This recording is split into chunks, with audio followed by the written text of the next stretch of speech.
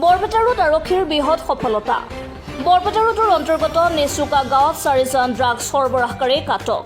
ড্ৰাগছৰ বিৰুদ্ধে আৰক্ষীৰ অভিযান অব্যাহত। নেচুকা কদমতলা চকত বৃহৎ পৰিমাণৰ ড্ৰাগছসহ 4জনক আটক। ড্ৰাগছ সৰবৰাহকাৰীটোৰ পৰা 8খন কণ্টেইনাৰ সহ 4খন মোবাইল ফোন আৰু AS01BW9904 নম্বৰৰ 4চকীয়া বাহন এখন জব্দ কৰে। বৰপেটা ৰোড আৰক্ষীয়ে অভিযান চলাই আটক কৰে ড্ৰাগছ সৰবৰাহকাৰী। বৰপেটা ৰোড আৰক্ষী বিষয়া ওম প্ৰকাশ তিৱাৰীৰ নেতৃত্বত অভিযান চলাই আটক কৰে সৰবৰাহকাৰী দলটো।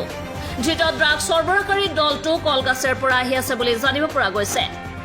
ধৃত ড্ৰাগছ সৰবৰাহকাৰী কেইটা হৈছে মুস্তাফা, ৰাজিবুল ইছলাম, মনজিদ হক।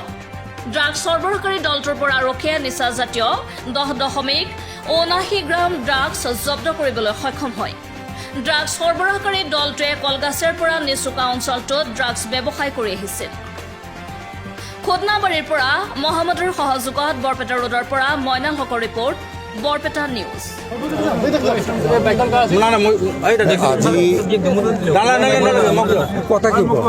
আমি দিনৰ ভাগতে খবৰ পাইছিলোঁ কিছুমান ল'ৰাই ইয়াত মানে ড্ৰাগছৰ ব্যৱসায় কৰিবলৈ আহি আছে।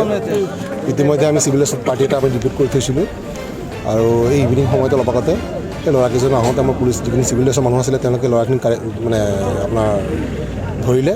ধৰাৰ পিছত তেওঁলোক গাড়ীটো চাৰ্জ কৰোঁতে আমি 7টা কণ্টেইনাৰ পালোঁ।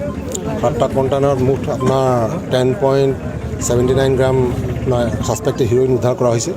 তেওঁলোকৰ বাছ এইটো 10,000 মান টকা হ'ব। হয়, 10,000 হয়। আমি যিখিনি বস্তু প্ৰপাৰ্লি আমি যিখিনি চিজাৰ কৰিব লাগে চিজাৰ কৰিছোঁ। মোবাইল তেওঁলোকৰ পৰা 4টা পাইছোঁ, মোবাইলখিনি চিজ কৰিছোঁ।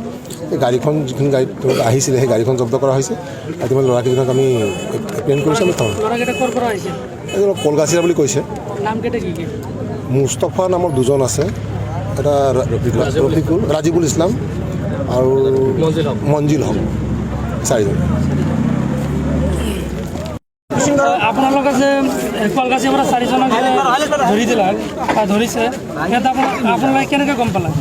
প্ৰথমতে আমি গম পোৱা নাছিলোঁ। ইয়াতে এটা গাড়ী আহিছিল, তাৰপিছত কিছুমান CID বা কি আমি গম নাপাওঁ। তেওঁলোকে আহিছিল বাইক লৈ, কিছুমান মাৰুতি লৈ।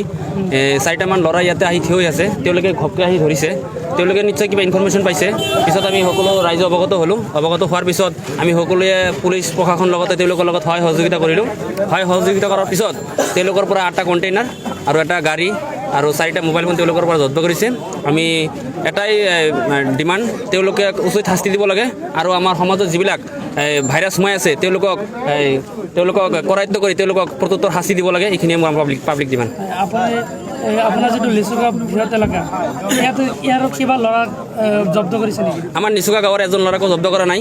যদি আমাৰ নিচুকাৰ কোনোবা ল'ৰা আছে বা তেওঁলোকে ইয়াতে আহিছে, নিশ্চয় আমাৰ নিচুকা গাঁৱৰ 2এজন লিংক থাকিব পাৰে। তেওঁলোকক খুব শীঘ্ৰেই আৰক্ষী প্ৰশাসনৰ পৰা তেওঁলোকক কৰায়ত্ব কৰিব লাগে আৰু তেওঁলোকক কৰায়ত্ব কৰি তেওঁলোকক উচিত শাস্তি দিব লাগে।